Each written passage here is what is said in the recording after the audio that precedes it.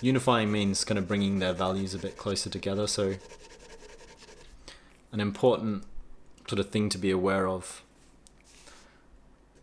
when you're working with representational drawings and forms is the more that we, and we'll notice this when we start working from a reference, but the more we focus in on a particular area, the more our brain tends to kind of amplify the differences in that part of the drawing. So if I was drawing this sphere and I started to really focus on this bit here, I would start to see a really broad contrast because my eyes actually adjust to that contrast that I'm looking at. Whereas you want to look at the whole, so you want to look at the whole drawing and see, you know, how dark is that relative to this value relative to that value, taken in the context of how light the paper is, and how light things might go. Because when we're drawing, we're always sort of trying to compress a broader value range into a narrower value range. So particularly working in something like graphite, graphite doesn't go super dark. Charcoal goes darker, or paint goes even darker yet. And you know, if I'm working on this paper is quite a creamy paper, it's not super bright. So it means that my value range is quite limited. It's only the white of this paper to the shadow, the darkest that I can possibly go with the graphite. And graphite tends to be grayish, not a particularly sort of dark black color. I'm just going to adjust my aperture to be a little bit longer. Yeah, that's a little bit better. It's so zoomed in. Usually I work a bit bigger, but it's really zoomed in this one, so trying to make sure it's nice and crisp. That's a little bit better, I think. Yeah, so you're always trying to kind of look at the whole and not the individual portions of the drawing. I'd say probably the biggest, the trickiest thing when you're starting out, pretty much always when you're drawing or painting, to be honest, no matter how experienced you are, is looking at the whole rather than getting caught up in individual kind of little details and segments. So, as I say, I'm just going to go over and even out, but also just gradually darken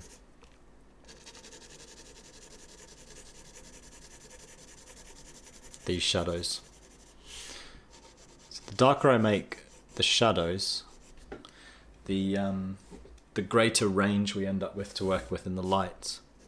So if my shadows were very light, then I would be limited in terms of from the darkest halftone up to the white of the paper. There aren't that many sort of steps of value that I can go up.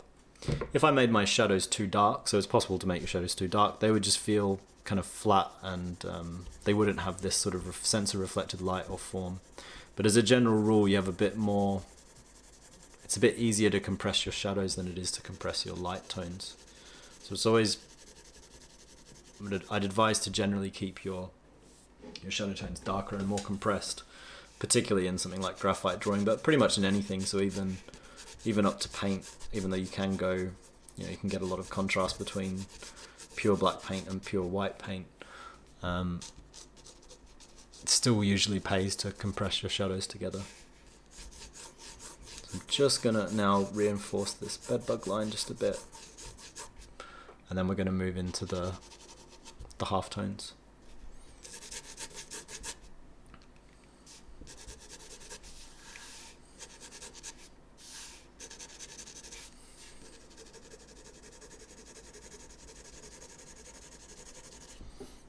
Yeah, and that's not too bad. Can also just neaten up the few places where I've shaded over.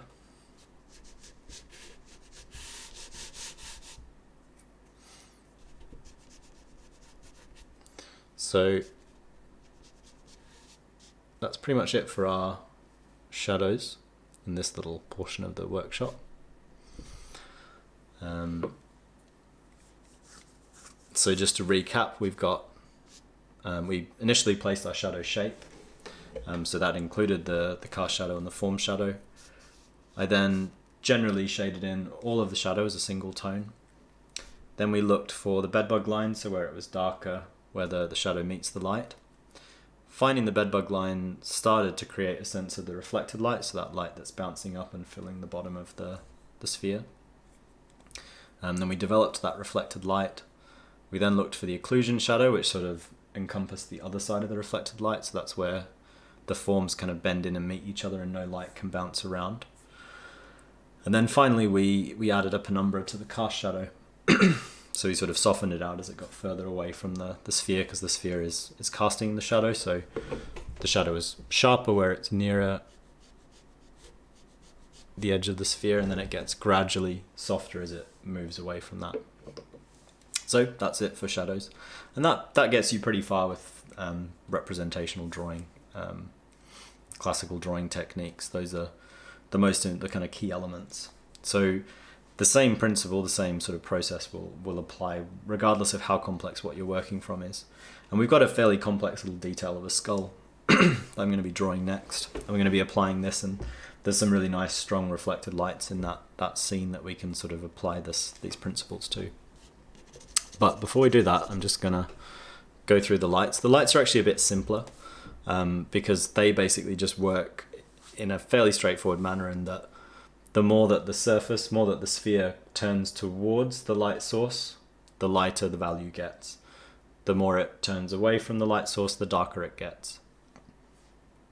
And as it nears the shadow edge, it tends to kind of rapidly get darker. So as I say, you want to keep your lights quite sort of illuminated out. The reason it gets rapidly darker is that as the form is sort of turning and bending, a lot of light is hitting this portion of the sphere generally, but then once you get to that final kind of bending point where the sphere bends around, quite rapidly light drops off, and so you end up with this sort of rapid drop off of light at what's called the darker halftones. The halftones aren't particularly imaginatively named when people talk about them, so they just go darker halftones to mid halftones to light halftones. People don't really have as many names, but there's less, as I say, that goes on in halftones. So the first thing in a drawing that I'd always advocate doing is work from the shadow edge first. So this sort of lighter portion of the drawing is quite precious. When you're drawing, if you were to kind of go too heavy in the part you want to be really light, and then you can't erase it, it can be really annoying. So I always sort of try to stay away from my lightest parts of my drawing and move in towards them gradually from the darker edges. So the first thing I look for are the dark halftones. The dark halftones, as they emerge out of the shadow, are only going to be ever so slightly lighter than the shadow, because obviously the form is turning around, getting darker and darker and darker, and then there's a certain point where they become a shadow.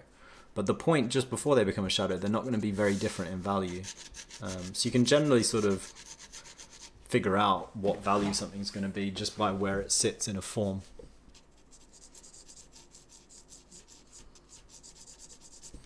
So I'm just sort of shading this, working with the form, this rolling form of the sphere. And I'm working lightly, so even though it's going to be a dark tone, I'm not working super heavily. Straight away, I'm kind of trying to build it up slowly this time. But you can see even just a little bit of this halftone. This dark halftone is starting to make the sphere feel a lot more three-dimensional.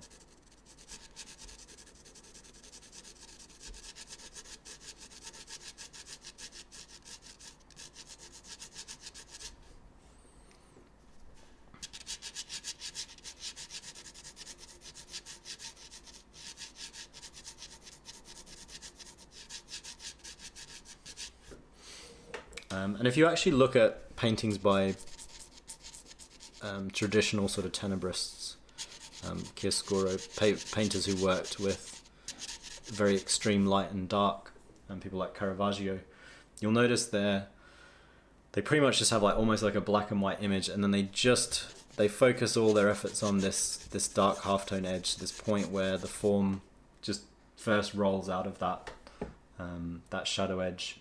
And they focus all their efforts there. They don't tend to do very much at all in the actual light, and it works pretty well as a form if you do that. You know, even this amount of halftone already is very suggestive of what the sphere is and what it's doing in terms of its form.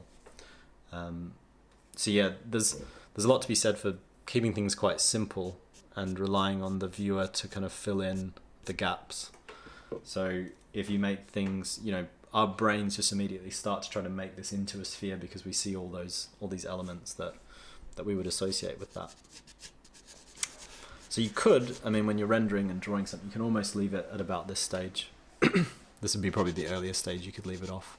But we're going to go a little bit more complex. We're going to put some mid-tones in. So we know that this bit is going to be the lightest part of our sphere. So I'm going to start in a broader way, starting to add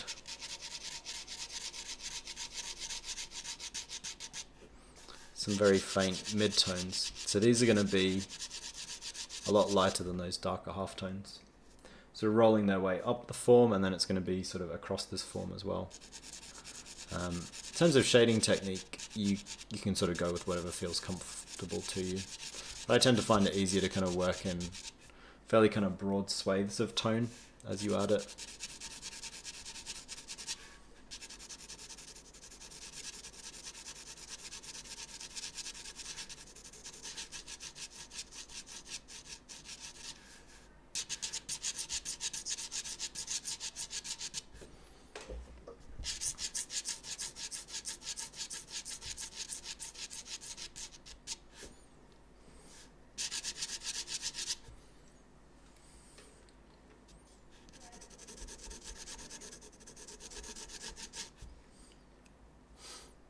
And I'm also just going to add a tiny bit of tone, just creeping from the back edge of the sphere.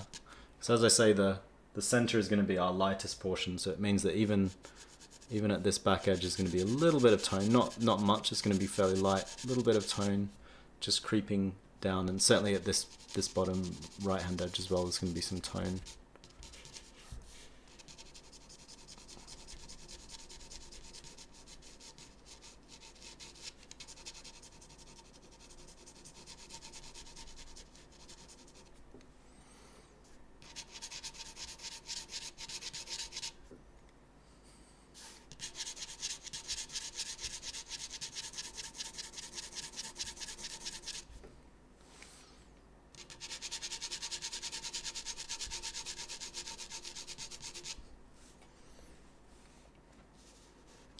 And a little bit of tone coming off.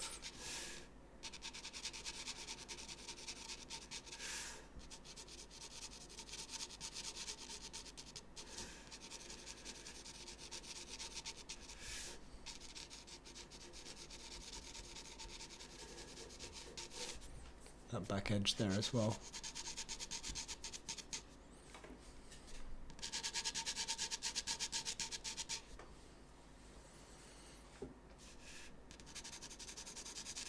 So those are our mid halftones that are being placed now. Sort of actually almost going into the lighter halftones.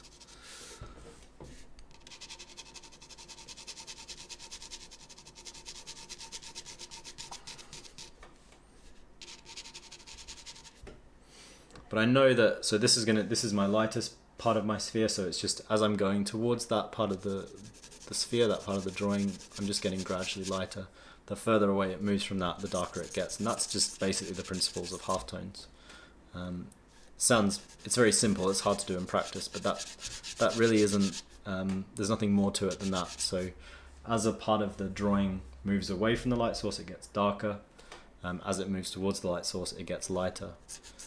The most extreme case of that is obviously when something moves totally away from the light source, it becomes a shadow. But the same thing happens for halftones. So as these halftones are kind of traveling down, as the sphere form is turning, it gets gradually darker, and eventually it hits the edge of the shadow and the bedbug line.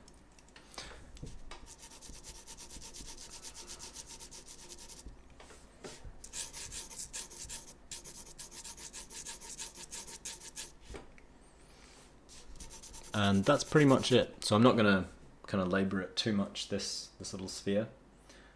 So I'll zoom back out a little bit and have a look at it from a distance so it's a little bit less.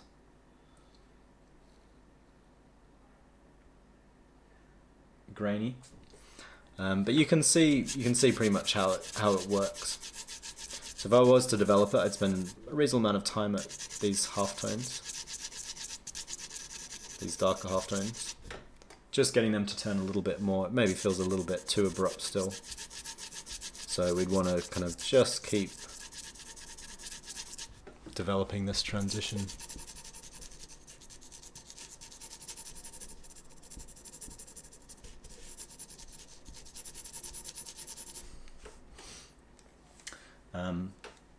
But yeah, that's pretty much it for this first portion of the workshop.